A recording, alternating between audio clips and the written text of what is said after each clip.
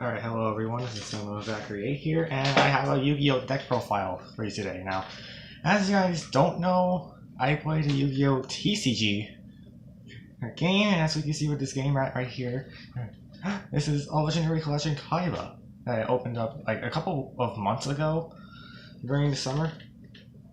And my deck's actually pretty personal to me, so allowing me to go through this deck is really good and what it does. Does have chance against the meta decks, but right now it could, depending on the deck you play. Like, I went to locals one time. I had some chances against Sky Striker, but I ultimately ended up losing to the Sky Striker deck because he somehow out-resourced me. Anyway, enough about my personal stories about my locals. Without further ado, let's get right into the deck for a while. Alright, so the deck I am playing is triple copies of Herald Perfection.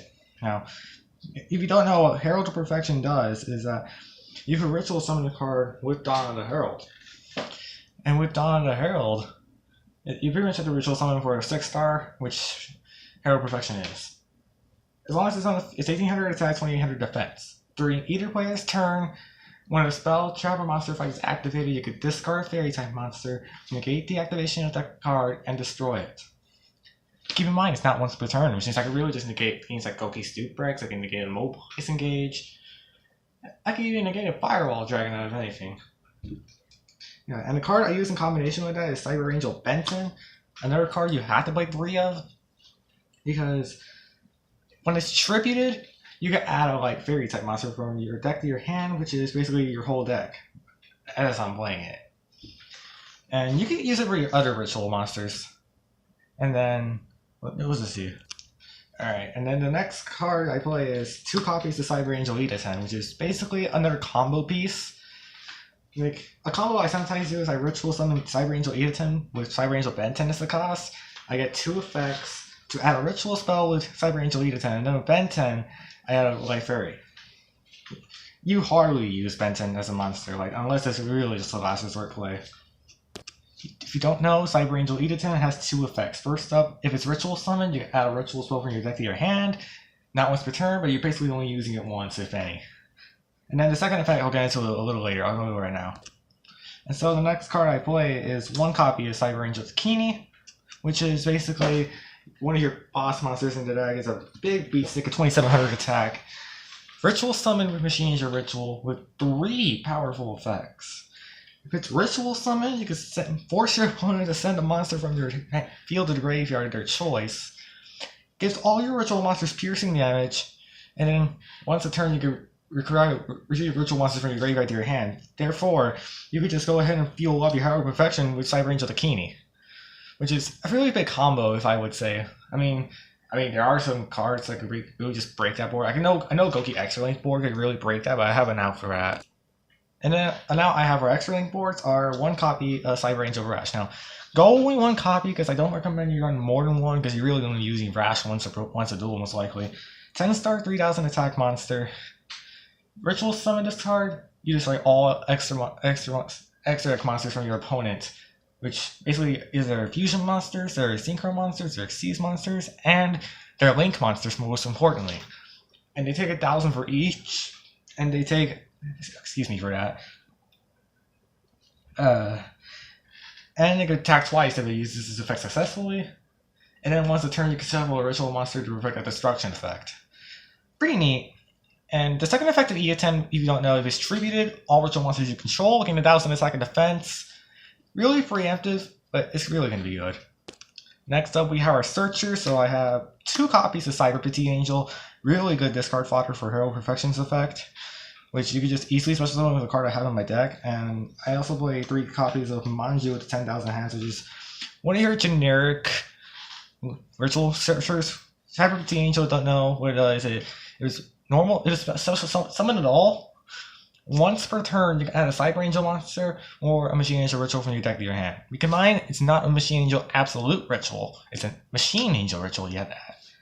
And then Manju, you can pretty much add any ritual monster or a ritual spell. This has more flexibility because it actually adds Herald Perfection for your deck to your hand, unlike the Cyber Petite Angel, which adds a Cyber Angel monster. And then this thing can also add on Dawn of the Herald. Oh my goodness, if I could speak. Anyway, let's move on. Alright, so the next combo I play is basically a little Star Staff engine with 3 copies of Star Staff Scepter and 3 copies of Star Staff Sovereignty. Most people call it Stick and Share. I personally just like calling them by their normal names because it makes me want to think I'm actually playing those cards. So, if you don't know what the combination is with these cards, is that Star Staff Scepter, when it's normal summoned or special summoned, you can add a Star Staff monster, except itself, from your deck to your hand. This is the only other one you ever play. The combo is if you have this card in your hand along with a Scepter, this card can chain for a Chain Link 2 effect. So its effect states cannot be used as an Xyz material for Xyz monster with 3 materials or less, with 2 materials or less. Basically, it has to be used for an Xyz summon of 3 monsters.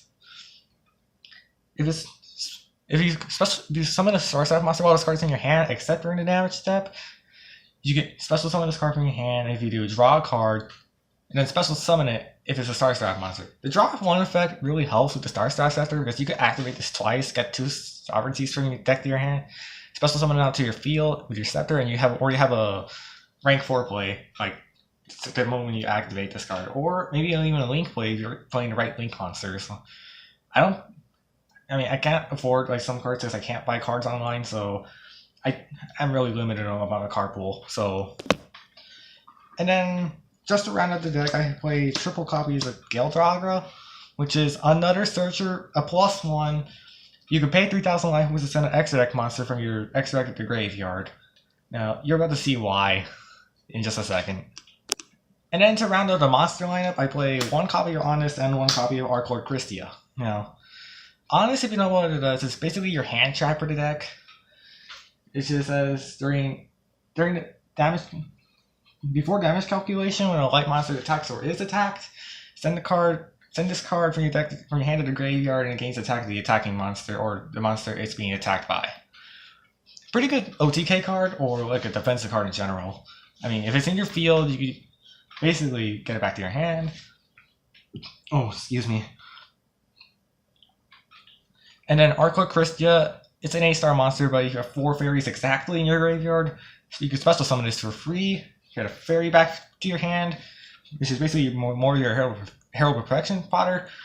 You can go ahead and then both players can't special summon, which is basically what you're trying to do. Now, summon the board, then get Archlord Christia to the field, block your opponent from special summoning Link monsters, and they're probably pendulum monsters, like if anything. Anyway, that rounds up the monster lineup. Let's head to the spells. Alright, spells I play 6 ritual spells in the main deck. Triple Dawn of the Herald and triple Machine Angel ritual. I'm really bad with this camera right now. Dawn of the Herald is your ritual spell for your Herald Protection. Which you have to get to the 6-star, which is basically... Hold up.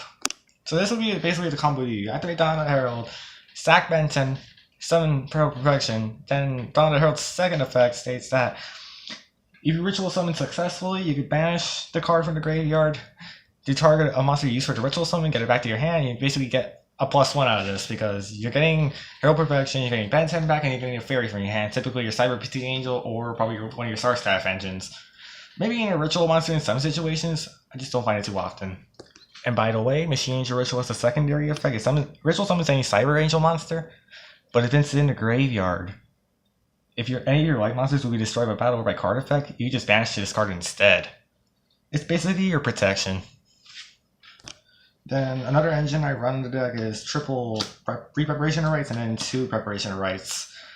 Pre-preparation of rights unfortunately only searches for the Herald Perfection cards, Herald Perfection itself, and the Dawn of the Herald because it requires for you to have a ritual spell and then add the specific monster in it, which is basically not Machine Angel Ritual because it doesn't state a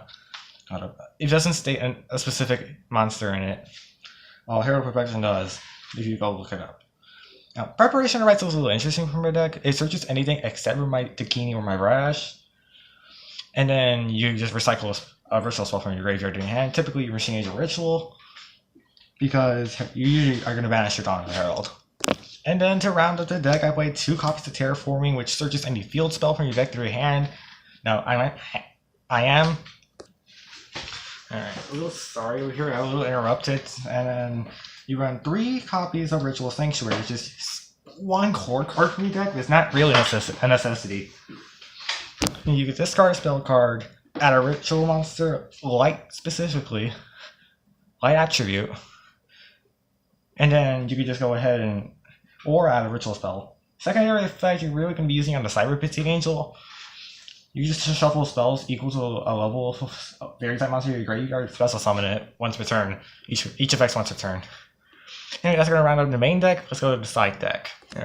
Alright, for the side deck, some of these things are pretty generic, so some of these are pretty generic. Regeki, Monster Reborn, Mystical Space Typhoon, and then I played 1 copy of Bottomless in case. I go with like a strong monster like Firewall Dragon. I've never been able to use Bottomless Chapel. I did get to use Regeki once.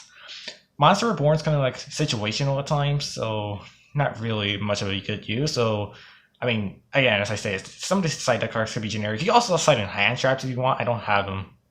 And then I run a couple engines in my deck. I also have a Machine Angel Absolute Ritual in case anything goes wrong. That way I have another ritual spell so I can fodder for the Herald Perfection. No, what am I saying? The Cyber Angel monsters. This one requires exact level from your graveyard or your hand or field. And then I play 1 copy of Cyber Angel Natasha. This is mostly a side deck card because it's level 5, which I don't get why. But if you get into the graveyard, it's really good because you can special summon from the graveyard by banishing a Cyber Angel, and then you can just target a monster and take control of it, which is really good for like Link material or something.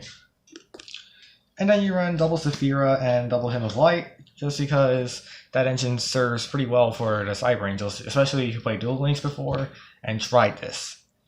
Saphira has effects once per turn, only once per turn. Draw 2 cards and then discard a card. Pick a card from your opponent's hand, send it to the graveyard, or just get a light monster back from your graveyard to your hand. That's going to do it for the side deck. I have the extra deck, and then that would be the video. Alright, so the extra deck I play, double Herald of the Arclight. Herald of the Arclight is really your fodder for the Guild Dogger I already mentioned earlier. You're really only using this for the second effect, which is if this card sends to the graveyard, you can add a ritual monster or ritual spell from your deck to your hand, so it's an automatic Manju. And this is not once per turn, as well as Guild Dogger, so you can just +1 out of this. And then that's basically what you got out of Herald of the Arclight. I only have 1 Link monster, but if you have the light version of Mrs. Radiant, I don't know what it is. I think it's like something Hoshin Ningen. But I'm currently playing a Deco Talker. Like, it serves pretty well if you have a flooded field. Like, you just go ahead and flood your field with Cyber Angel monsters, and then like overlay 2 Scepters, or maybe 1 Scepter Honest or 1 Scepter Manju. And then you can just overlay into one of these monsters if you wish. Fairy Cheergle. Now, I have a lot of controversy over this because this is a weak monster. I'm only using it for the draw. You know, just gain back resources if I can. And then you have your 2 big beaters of Evil Swarm Ouroboros and Stellar Knight Deltaros. I mainly go into Deltaros because it has like the best effect out of everyone. If it has an Exceed material, your opponent can't activate in response to your summon. And once per turn, you can decharge an Exceed material to target a card in the field, destroy it. And then Ouroboros just picks a card off your hands, returns the card, or banishes the card. Now, there are a couple combinations I'm going to show you a little. Now, going back to the Star Stash Scepter I mentioned earlier, it has a second effect if it's overlaid. If it's overlaid for an Exceed summon, you target a card in the field, destroy it. I mean, the Exceed monster can. Destroy it, and if you do, you can draw a card, which is basically another engine you have in your deck. Alright everyone, that's going to do it for the video. If you enjoyed my deck profile, and you want to see more Yu-Gi-Oh! TCG content on the channel, be sure to hit the like button down below. If you haven't subscribed yet, go ahead and do that. Excuse me, hold up. Oh my god. And if you like the video, you just go ahead and leave a positive comment. I don't want to see any negative comments. So please treat me nice, and I will see you next time. And I will say goodbye. Okay.